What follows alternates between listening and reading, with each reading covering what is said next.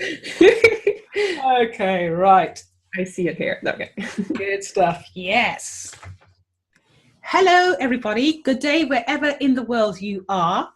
Welcome to this segment of the PCOS Summit. PCOS standing for polycystic ovary syndrome. Most of you know it, but we can never take things for granted. My name is Jimmy Shire, and I am the host of the PCOS Summit. This is our third year running, and in that time, we've brought to you close to 50 different talks and teachings on PCOS, and this year we get to add another 20. And this year we have Agli, did I pronounce that right? Agli. You pronounce it perfectly. Yeah, you're natural. Agli Jacob. And I'll tell you a little bit something. Over 3 years ago, when I first became aware of PCOS and I wanted to be able to support my clients better, I was thinking, right, what is PCOS? What can I find out about it? And I remember Googling, and Agli was one of the first people I found who actually she had a webinar about PCOS. And for me, it was like striking gold to find this information on PCOS. And yes, in that time, a lot of information, we got the summit, so much more is available, but it really, I remember what it felt like to me to find that there was an expert out there with information on PCOS. And I can imagine for those of you with PCOS, what it must be like every time you find some credible information. So let me tell you about Agli and why you should be listening to her when she talks to you about PCOS. So Agli is a registered dietitian and a nutritionist, and she has over 12 years of experience and is the author of Digestive Health with Real Food. Now, as someone who has dealt with her own fair share of digestive and hormonal issues, including irritable bowel syndrome, SIBO, you'll explain to us what that is, and PCOS, she learned to heal her digestive issues by developing her own natural and holistic protocol, which she outlines in her book, Digestive Health with Real Food. In addition to these health issues, Agli overcame nearly 2 decades of disordered eating and poor body image and has now recovered from binge eating disorder. Today, Agli is passionate about helping people who are struggling with their health issues and helping women heal their relationship with food and their bodies, and the space where these two problems converge. Now that she has healed herself, she loves playing with her 3-year-old son, eating.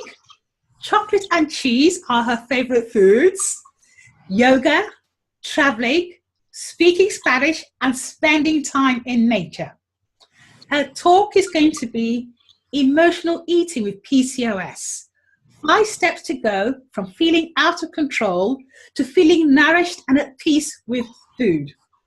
So over to you, Agli. We're so happy to have you. Thank you so much for having me. I'm so excited that we're doing this today. It's interesting because the first webinar you found that I had on PCOS, it feels like many years ago, I think it was in 2014, was more about the science, the health side of PCOS, how it works and what we can do about nutrition. But what I found is that now we need more information to go a bit deeper into our relationship with food as women with PCOS. We know there's a lot of things we can do with nutrition and different strategies, natural strategies that we can do to improve our PCOS, but what I realize is that it can lead to a lot of how would I say, like difficulties with our relationship with food. It can make that relationship really strained and complicated and leading to emotional eating, which only makes things worse, not only at the physical level, but at the emotional, mental level. It's something that we really need to talk more about. So I'm excited to be able to talk about that today. So thank you, Jimmy, for having me. Nice. So you know a little bit about me with my bio. Let me see, how can I switch? Okay, so as you know, I've been a registered dietitian for a number of years. I'm the author of a few books, but what many people don't know is that also, I have been diagnosed with PCOS back in 2011, and SIBO also, which is actually the most common type of, the most common cause of digestive issues. SIBO stands for small intestinal bacterial overgrowth, and we think that from studies that about 85% of people with IBS or irritable bowel syndrome actually have SIBO, small intestinal bacterial overgrowth. So I see SIBO being connected with PCOS in many cases. So we won't be talking about that today, but if you want more information about SIBO, there's some in my book on my website also. And another thing that I've been hiding and not wanting to talk about for a very long time because I was still struggling with it was my really disordered relationship with food, which included a lot of emotional eating, and what I later realized was also binge eating disorder. So if you're listening, if you have PCOS, if you feel like your relationship with food is not healthy, I know what it is to be constantly thinking about food, to constantly thinking about what you should or shouldn't eat, constantly thinking about the next diet that you should go on to try to lose those hard to lose pounds, to be so obsessed with food and to try to hide and sneak in food because you feel so deprived of all of the foods that you love and feel like other people are judging you for your food choices, and also being very hard on ourselves for food choices and always feeling like we're never doing it right. And all of these ways that we tend to relate to food and think about food can actually lead to emotional eating and disordered eating and even eating disorders. So we're going to go a bit more in depth about how we can implement some practical and simple steps to try to start reversing that. And the good news is that even though you may have an eating disorder, maybe you have emotional eating, maybe you have just an unhealthy relationship with food, the good news is that wherever you are right now, you can get better. After almost 2 decades of that, I now have such a healthier relationship with food. I'm able to eat more intuitively.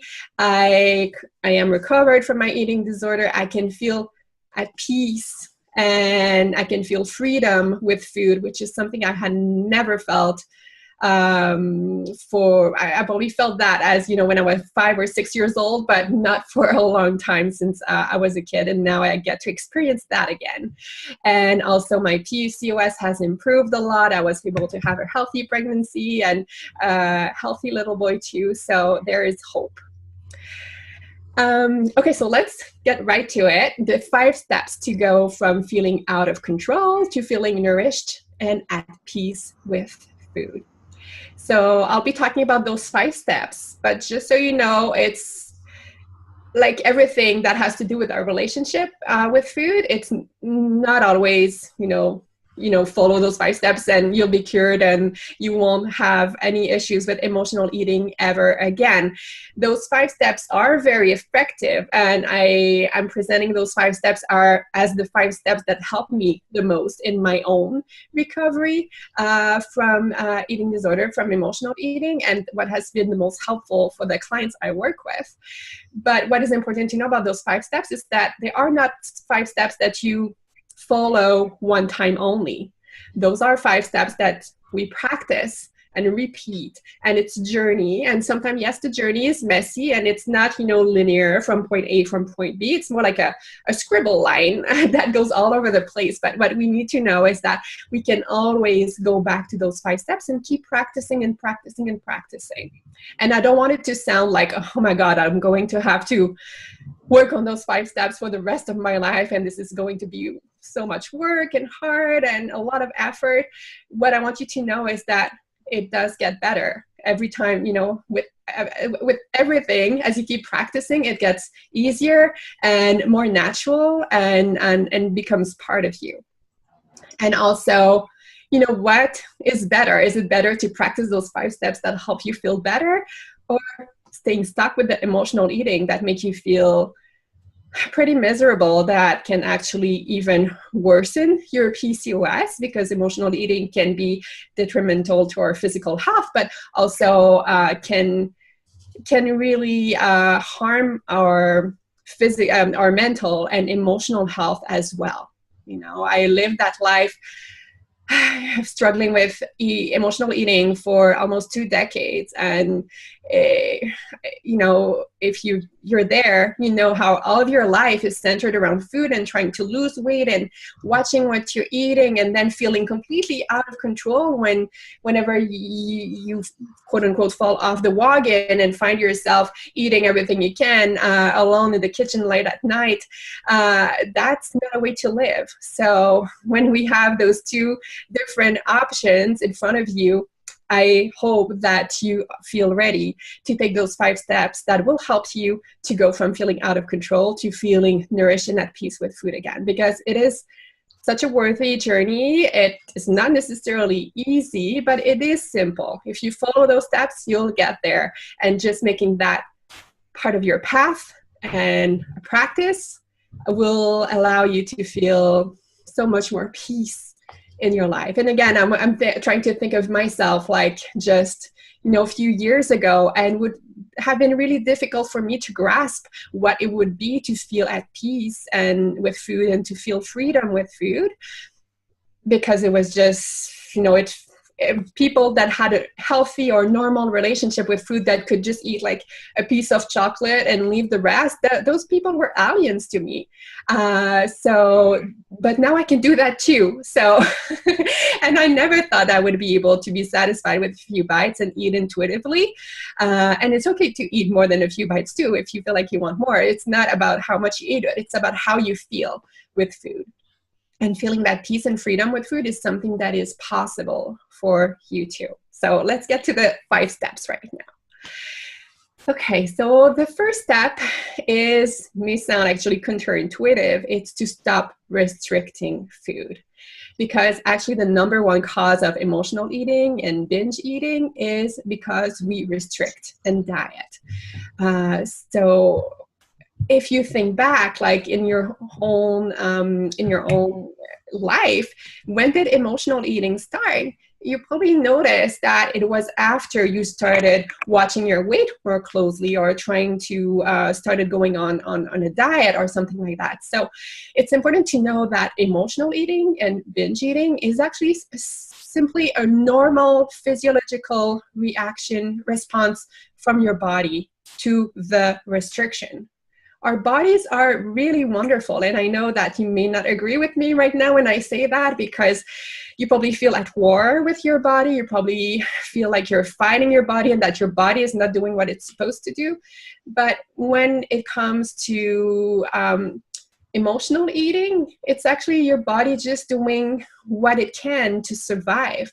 Whenever we deprive our body from the basic nutrition that it needs, even if it's an attempt to get healthier or lose weight, our body sees that as deprivation, as a famine. And what happened is that we're not getting enough of the energy, of the vitamins, the minerals, the protein that our body needs. And that slows down our metabolism. That makes our body try to do everything it can to not lose too much weight, because our bodies just want to survive. Our bodies don't want to die. They want us to be able to survive this famine. And then at some point, we won't be able to restrict anymore, and we'll swing back to the other side of the spectrum where we eat everything we can, which we may label as emotional eating or binge eating, or just, you know, feeling out of control with food. So just know that your body is really doing the best that it can, and that your body is actually really smart if you end up eating your emotions or overeating or binging as a result of restricting. Your body is really doing what it's supposed to do. So let's try to thank our body for keeping us alive when we're not being always so gentle to our body. So that's one thing. And I know for a lot of women with PCOS, the prescription is often to lose weight, at least for the women with PCOS that are considered to be overweight, which, you know, the BMI, the body mass index and all of that, I may not agree fully with that, but it's interesting that for the same condition, PCOS, which women can have at any body weight, the prescription differs depending on your weight. And if you are one of the women that is overweight with PCOS, the first thing doctor will recommend is to lose weight. But now from many, many years of studies, we know that a very, very small percentage of people that go on diets are able to lose weight and maintain that weight loss successfully for many, many years. It's actually less than 5% that are able to do that. And what happens with the rest of the people is that trying to go on diets and constantly trying to lose weight actually cause them to gain more and more weight over time. And perhaps that has been your experience too. Like, just think back in time, like before you went on your first diet, what was your body like? And after many years of trying to lose weight, where is your weight right now? For the majority of the people, our weight keeps increasing over time. And that has been my experience too. So the best way to gain weight is actually to try to lose weight. So that might sound counterintuitive, but it's actually what the studies show. The best way to gain weight is to try to lose weight, because our bodies are just so smart, and they've been it's in our DNA for our bodies to do that, so that we become more resilient in case of a future famine, which is what our body perceives diets to be. So the bottom line here for that step number 1 is that undereating and dieting make things worse. So it's, even though it may be automatic in your head to think, okay, I need to control, to restrict, deprive myself, whether you do it, like whether you really restrict yourself or whether you're constantly thinking about it, just like mentally be thinking about the restriction, the deprivation, either of these things, and sometimes it's both, will make you more likely to end up eating your emotions, or binge eat, or overeat and feel out of control with food. So restrictions, it shouldn't be part of our vocabulary. It shouldn't be part of our approach with PCOS, because it can actually really harm our relationship with food. Yes, of course, we want to be careful about what we eat, but it shouldn't be in a spirit of restriction. It should be in a way that we learn how to better nourish our body, and to really listen to our body instead of fighting our body with food, or by depriving our body from food. And we'll get to that in the following step. But the first step is really to stop restricting. Did I make that clear enough? I think so, but it's really, really important, okay? Step number 2 is to stop the roller coaster with your weight. Weight cycling, going up and down the scale, gaining weight, losing weight, this is actually far more damaging for your health than it would be to stay at the same weight, even if that same weight would be higher. So I know that it may be hard to believe, but that's what the studies show. Gaining and losing weight all the time and following that yo-yo pattern causes a lot of inflammation in your body and a lot of stress in your body, which is more detrimental to your health and your PCOS than staying at the same higher weight. There's a whole movement called the Health at Every Size approach, or HAES would be the acronym, that really encourage people of any size to learn how to be healthier at the weight they're at now without trying to change their weight. And I know that this is something that many of you may have resistance to, because we all have that idea that, okay, if I lose the weight, then I'll be healthier, then I'll have a better job, then I'll earn more money, then I'll have the perfect relationship, and then. But that's simply not true. We don't need to, it's part of the diet industry that makes us believe that if we get that perfect body, if we lose weight, our life will magically be perfect and all rainbows and unicorn, but it's simply not the reality. Yes, we can get those things, but we don't need to lose weight first. And stopping the roller coaster and learning how to be more present in our life and to better nourish ourselves at all levels, including our body, our mind, our heart, our soul. Those are the things that will help you get the happier, more joyful life that we're all looking for. And this roller coaster is only messing up not only with our physical health, but our mental and emotional health as well. And that's something that I get a little bit mad about, because when people think about health, like, let's say, not to say anything against doctors, but, most of the doctors would consider health to be mostly the physical health, the health of our body. And when they prescribe women with PCOS to go on a diet, or say they should eat only X amount of calories and go that many number of hours to the gym, it actually, not only can the weight cycling be more harmful to their physical health, but we know that all of that mentality and that over focus on food and feeling that restriction and deprivation can really, really affect our mental and emotional health in a negative way. And health cannot be only about the body. Health is really about all of these parts of ourselves, our body, mind, heart, and soul. All of these parts of us needs to be healthy. We cannot improve our PCOS by harming our mental health and emotional health and destroying our relationship with work that way. We need to be able to truly embrace the true meaning of the word holistic. And the word holistic is when we really take care of all of these different parts of ourselves at the same time. That is true holistic health, and that is how we can feel so much better in ourselves and with our health, with our body, and in our life.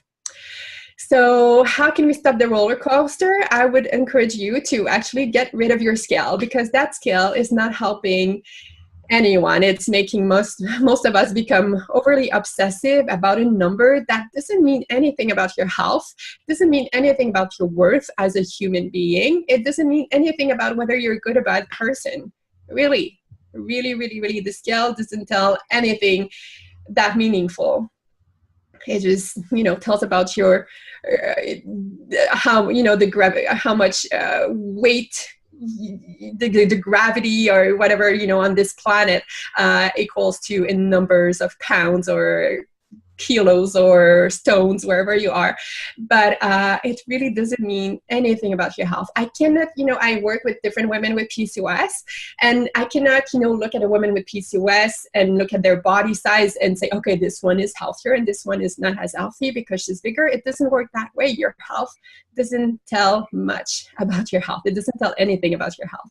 So we don't need those scales. They're only, think about it. Like when you step on the scale, and many women that I've worked with step on the scale every single morning, if not multiple times a day. How do you feel usually when you step on the scale? For most of us, we don't feel really good. Usually the number is not what we want it to be, and we feel worse. Or even if we, the number is a little better or going down, we may feel better temporarily, but then very soon after that, we start feeling afraid that we're going to gain the weight back, or we feel like it's not enough and we need to restrict further. So those scales, that's something that I encourage all of my clients to get rid of, because they are quite harmful to our relationship with our body and our food, and they can lead to emotional eating. How often have I heard that, and how often have I experienced that? Like, you step on the scale on a morning, the number is not what you had hoped for, and later in the day you end up eating your emotions or binge eating and overeating. That's not a coincidence. It's because you feel like, whatever you're doing is not working. Your efforts are not leading to weight loss the way you want to. It's really, if you didn't see the number of the scale, maybe you wouldn't even have that episode of emotional eating. There can be really a big connection there. So getting rid of the scale, not necessarily easy, because many of us can become addicted to the scale, but getting rid of it can be one first step in freeing ourselves from all of those thoughts about our weight and feeling like our body is never doing what it's supposed to do, and all of these negative emotions that we can have towards ourselves. So the bottom line here is that yo-yo dieting is worse than staying at your current weight, and that there are many ways that you can be healthier today with the body that you have right now. And that doesn't have to include weight loss. I would really encourage those wanting to know more about that, or the health at every size approach, to look for the book Body Respect by Linda Bacon, and the movie Embrace, which is available on Netflix. Those two are really great at helping us better understand what body positivity, body acceptance can mean for us, and so that we can stop this crazy making roller coaster that it is only damaging our relationship with food, with our body, and our PCOS as well as a result, because everything is interconnected. Step number 3 is probably the hardest step of all, but is learning how to feel again. We see emotional eating as a problem, but it is not necessarily a problem. It's simply a symptom that probably at a young age we learned that foods would help us when we feel some harder to feel emotions, at least temporarily, and that's the coping mechanisms that we learn. And it simply means that if we do it often, that we haven't learned other coping mechanisms to help us deal with those harder to feel emotions. Because it is true, when we do eat food, it helps us distract ourselves from those harder to feel emotions. It helps numb those harder to feel emotions. That could be sadness, anger, grief, fear, all of these things. And food can be very effective for that. And emotional eating is not necessarily a problem. Again, a lot of what we would describe as quote unquote normal eaters may have emotional eating. When there's something happening, they may go to food sometimes, but the difference is the frequency. Like if with normal eater, they may turn to food sometimes to cope with some difficult to feel emotions. But for people where for some people, if emotional eating is the only coping mechanisms that they have to cope with those more difficult emotions, then it truly becomes a problem. And again, it is not your fault if you struggle with emotional eating many times a week. It's simply that's, you did the best you could. That's what you learned at a young age. And now you feel like this is no longer the way you want to keep doing things, and you're just ready to learn other ways to cope with your emotions besides emotional eating. So there's nothing wrong with you. It's completely normal to be where you are right now. Even if you've been struggling with emotional eating for many years, you haven't done anything wrong. It's actually really smart that you found this way to deal with your emotions, and you really needed it. You really needed it, and food probably helped you go through very hard things in your life. And now, well, you're older, wiser, more mature, and you're ready to add other tools to your toolbox to help you deal with more difficult emotions in your life. And that means learning how to feel again. Because usually when we eat our emotions is because that we don't want to feel those harder to feel emotions. So how can we learn to feel again? And again, this is not a one-step process. It's not like, okay, now I don't eat my emotions. I'll really feel all of my emotions and I won't need to use food again. No, you go back and forth. You may start, try different tools that will help you feel your emotions again. And sometimes you may go back to emotional eating, and you'll fluctuate alongside that spectrum. And this is quite normal. Again, the journey is not linear from point A to point B. It's a scribble. So just be okay with that, because this is just how it is. This is the natural process of improving your relationship with food and freeing yourself from emotional eating. So some ways that can help you better deal with your emotions, it could be journaling about it, some art, and using your creativity, music, being with friends, or finding a good therapist or a hypnotherapist. There are many different ways to do that, and everybody's different, and I cannot know exactly what you need to feel more comfortable feeling your emotions, but experimenting with those different tools will help you get there. So again, it's okay and it is normal to not feel perfectly happy all the time. It's normal to have negative emotions, and it's also normal to do emotional eating once in a while.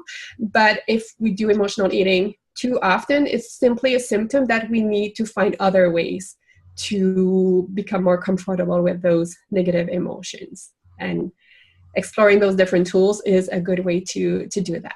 Okay. So, and another thing that is important to know about those harder to feel emotions like sadness and grief and anger, we may feel like those are really bad emotions, but really emotions are neither good or bad. It's just that we tend to prefer feeling happy and joyful and love and all of these things. But sadness and grief and anger, they can all be very useful emotions. They're simply a message about what's happening in your life. And just know that even though it may be scary to feel those emotions when you've been trying to distract and numb yourself from those for a very long time, know that these emotions usually, they don't last. You may feel them pretty deeply, but nothing lasts forever. Our emotions don't last forever. And you may feel like you're getting overtaken by your emotions, but I promise you that you can get through this, whatever it is you're facing, and that may mean getting some help, finding some support in whatever way feel good to you. But your emotions can actually become like like a lighthouse. Like they really help us identify different things in our life that we need to look at more closely. So if you see your emotions as messengers instead of something that is trying to harm you or something that is that is bad or scary, you can start feeling more comfortable with those different messages that you are receiving. Let's go to step number 4. Step number 4 is about nourishing your body. So this one is really about the physical level. We talked about no longer restricting, but the flip side of that is to make sure that your body is receiving enough nutrition. And for many of us, we kind of forget what it means to eat enough because we're so used to dieting and not listening to our hunger and fullness cues. So what does it mean to nourish our body so that our body doesn't feel scared, doesn't feel like it's deprived, or doesn't feel like it's deficient in any nutrients, vitamins, and minerals? Well, for most people, we need at least 3 meals and even some snacks in between. It means definitely eating when you feel hungry. There's nothing wrong with hunger. We don't need to fight hunger. Hunger is, again, just a signal from our body that it needs food. So let's honor that. Let's start treating our body like our friend instead of fighting it. So if you're hungry, eating is exactly what you need to do.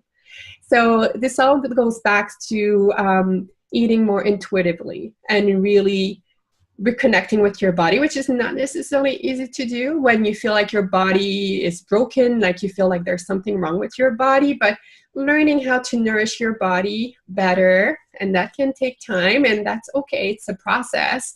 If it's been like many years of dieting and trying to fight your hunger, intuitive eating doesn't come back like right away when you stop restricting and when you stop the roller coaster and going on the scale every single day. But this is something to keep practicing. And having like 2 or 3 meals a day and a balanced meal, what does that look like for almost everyone? A balanced meal should include some protein, which can come from meat, fish, eggs, cheese, legume. Should include some healthy fats. That could be from olive oil, avocado, guacamole, coconut oil, nuts, butter. It should also include some carbs, and your carbs can come from some grains or some starches, starchy vegetables like potatoes, sweet potatoes, or it can be some fruits. Veggies should be a good amount of veggies that you enjoy, and there's also room for a treat. For me, chocolate is my favorite treat. But if you like a little bit of ice cream and things like that, those can be part of your life. And when we do include those treats, those food that we really enjoy, and we give ourselves permission to have those foods, as part of our life on a regular basis, you'll find that the urge to eat your emotions, to overeat, to binge eat, will go down significantly, because your body will feel nourished and you won't feel like it's something that is forbidden. Something that is forbidden, we tend to want that even more. So that's the same thing. Making sure that you have a little treat every day can help you feel more nourished in your body. And step number 5, because with my approach, I like looking at those 4 different roots, what I call are the roots that makes us who we are. There's the body and the mind, heart, and soul. All of these parts of us are so, so important. And that's why we can never really improve our physical health if we forget about the mind, heart, and soul, because everything is connected, intertwined, and we need to take care of all of these different parts of ourselves to free ourselves from emotional eating and to improve our PCOS and any kind of other health issues we might be struggling with. So how do we nourish our mind, heart, and soul? Well, what I noticed for myself and for so many women is that when they're trying to lose weight or change their body or have that perfect body, or they kind of put their life on pause. Like everything in their life revolve around their food and what they should and shouldn't eat. And okay, like I need to lose those X number of pounds, and really trying to micromanage every single details of that has to do with their food, their weight, and their health condition, whether it's PCOS or something else. So what I want you to know is that you deserve to have fun and to live your life right now with the body that you have now. There's no need to wait. There's no need to put your life on pause any longer. It's time to nourish your mind, your heart, and soul with the things that really bring you joy, that allow you to add a bit more space into your life. Because for most of us, we're like rushing between one thing to the other, and that's really detrimental to our health, our mind. Our mind, what feeds our mind is spaciousness. It needs space to just be and to not be constantly cluttered with thoughts and overthinking and overanalyzing. What our heart needs is love, and that love can be love from others. Love from ourselves is what most of us need the most, and I know that self-love may be something really difficult to understand, and some people may find that it's selfish or narcissistic, but self-love is none of these things. Love is just love, and learning to better love ourselves by, just taking better care of ourselves, by nourishing our body with good food, making sure we don't feel restricted and deprived, not fighting with our body by constantly going on the scale. Those are all little ways that we can learn how to better love ourselves. And also watching our thoughts, like watching the things that we tell ourselves. If we constantly tell ourselves like, why did you eat that? Why did you eat your emotions again? You're never going to lose weight. You'll always stay fat, and you'll never have friends. You'll never have, whatever. So you probably know what I'm talking about, but that self-bullying that many of us have playing in our head like a cassette, over and over and over and over again. So watching that can really help better nourish your heart by bringing, even if you're not to the point where you can bring more love to yourself, if at least you cannot, have that self-hatred, self-loathing constantly towards yourself and your body, that helps your heart feels so much healthier and so much more nourished. So that's really your first step to aim for. If self-love seems like, I don't know, that's way, I cannot even imagine what that would look like. Start with neutrality, having a bit more neutrality towards yourself, your food choices, your body. That will help remove the toxic self-hatred and self-bullying that we may be giving to ourselves every single day. And what does nourish our soul? It's really about joy, beauty. So how can you bring more joy and beauty in your life? Are there things that you are preventing yourself from doing until you lose the weight, or until you eat perfectly, or until you stop eating your emotions, or until you fix your PCOS? What are these things that you would like to do? And maybe it's traveling, or maybe it's little things like, just allowing yourself to go out in the park and just sit there, or, calling a friend and going out.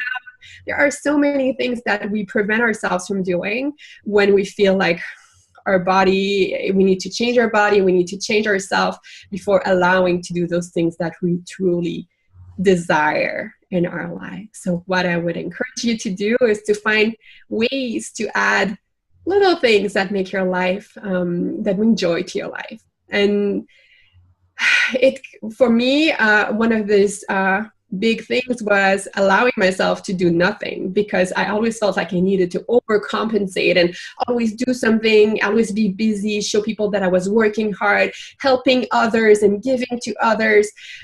But one of the best soul candies, as I like to call them, that I learned to give myself on a regular basis is to give myself permission to just do nothing, to not be productive every single second of my day, to just breathe and pause. That's so nourishing to me.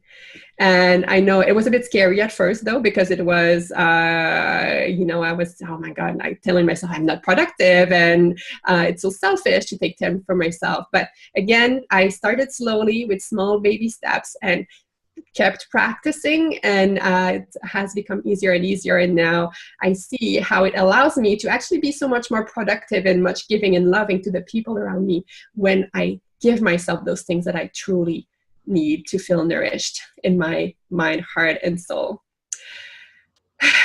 So, and breathing, I listed a few things here, like having a gratitude journal, spending time with friends, going in nature, reading, and even just breathing. Like, we can try it right now today. Like, let's just take a deep breath together. Inhale.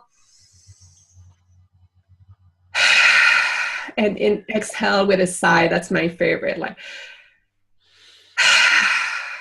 that feels so good.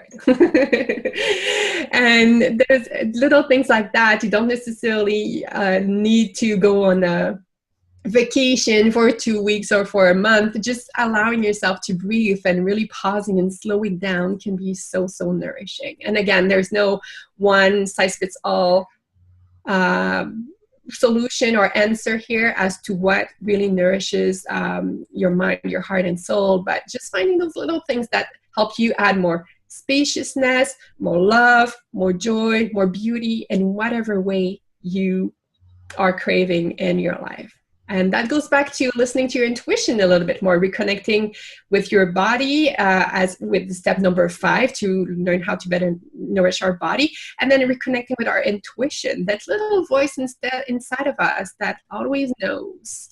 And maybe you haven't been in touch with your intuition for a long time, but your intuition is still there. And learning how to better nourish your mind, heart, and soul will allow you to strengthen and grow that connection with your intuition so that it becomes easier to know what it is that you need in your life right now.